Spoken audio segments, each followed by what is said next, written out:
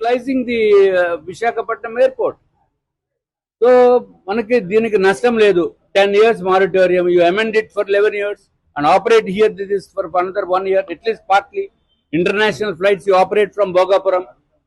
But ఉన్న facilities ని మనకి ఎక్కడో బ్రహ్మాండంగా ఉండాలి, ఎంతో అత్యంత అద్భుతమైన, ఎవరికి కావాలి అత్యంత అద్భుతమైన, you want to have a granite tiling and that's different issue. మనకు కావాల్సింది సేఫ్ జర్నీ కావాలి, తొందరగా వెళ్ళటానికి.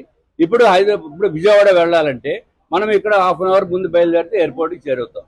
ఇప్పుడు 2 hours ముందే బయలుదేరితేనే చేరుతామో లేదో కూడా తెలియదు. మీకు ఇక్కడ హనుమంతవాక జంక్షన్ లోనే I was standard for 45 minutes, you will not believe. So that is the situation. Subsequently it may improve, that's different issue.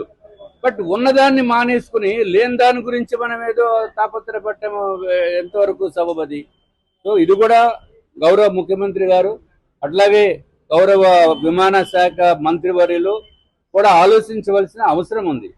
మనకి అసలు విశాఖపట్నం ఎయిర్పోర్ట్ లేకపోవడం ఏంటండి. ఓ పక్కన గూగుల్ సంస్థ ఉంది, వైజాగ్ అద్భుతంగా డెవలప్ అవుతుందని చెప్పి విశాఖపట్నము ఆంధ్ర రాష్ట్రంలో ఒక పేరు ప్రఖ్యాత కలిగిన ప్రదేశము, ఊరు. వాళ్ళు వైజాగ్ లో ఎయిర్పోర్ట్ లేదంటే ఎంత చిన్నతనం కింద ఉందో నాకే చాలా బాధగా ఉంది. Very honest with you. 62 years కాపురం చేసిన తర్వాత ఇప్పుడు డైవర్స్ ఏంటండి, దాని అర్థం ఉందా?